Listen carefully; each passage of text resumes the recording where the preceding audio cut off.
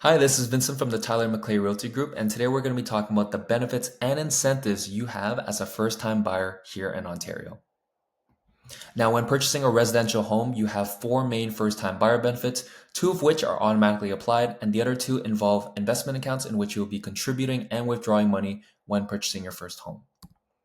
Now, as a disclaimer, not all first time buyer situations are created equal. Each situation is going to be unique. So I highly encourage you to review the Canada.ca website just to make sure you actually qualify for these first time buyer benefits.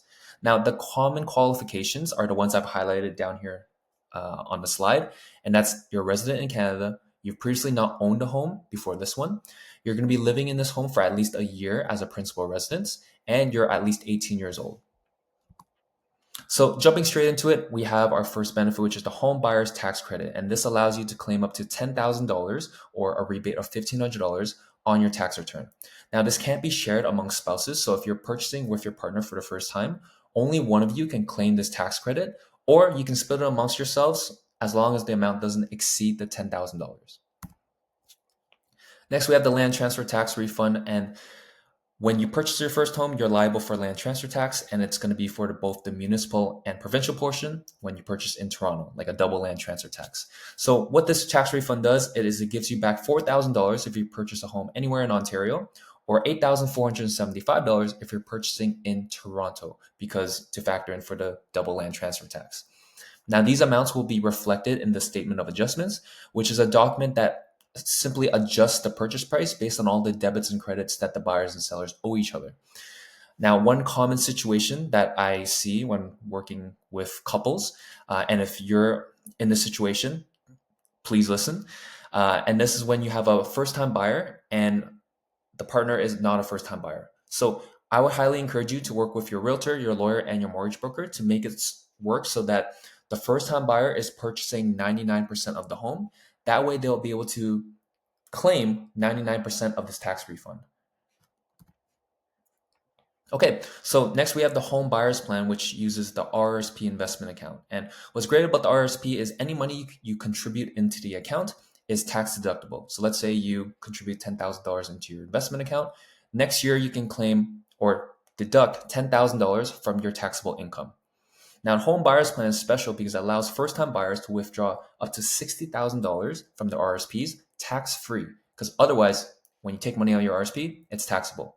Now, you have to make sure that this money has been in the RSP account for at least 90 days. So I highly encourage you to open up and contribute money into this account before you start your home buying journey. And something else to keep in mind is you have to repay this amount, whichever amount you took out for the home buyer's plan, you have to contribute back in to the RSP within the next 15 years after you purchase your first home. And when you withdraw the money from the account, you have to make sure to fill in this tax form I've included here. It's the T1036, and you're going to fill it out, submit it to your financial institution. Fourth and finally, we have our first home savings account, or the FHSA, and this combines the tax benefits of both the RSP and the TFSA. So similar to RSP, any money you contribute into it is tax deductible, but just like the TFSA, all the money that grows in the account, it grows tax free. And what's amazing about that, and I'll get to in the next part, is you get $8,000 every year from the date of inception to contribute into the account for a maximum of $40,000 in contribution room, which is essentially 5 years. Now, what's important about that TFSA part I mentioned earlier is unlike the RSP, which only let you withdraw up to $60,000, with FHSA, you can withdraw as much as you earn in the account. So let's say you contributed $40,000 in the account and that $40,000 turned into $1 million. You can withdraw the entirety, the $1 million, tax-free when purchasing your first home. Now, the odds of that, pretty slim, but it's really nice to have. And I would highly encourage, because of that, to open up your FHSAs early and contribute to them early and let your money grow so that you have ample amount of tax savings by the time you purchase your first home. And just like the home buyer's plan, this is the tax form you have to fill out when making the qualifying withdrawal. And here I'm just going to show you quick, or actually in the next video, I'll show you in the income tax calculator how much you'll be saving when utilizing both the home buyer's plan and the FHSA.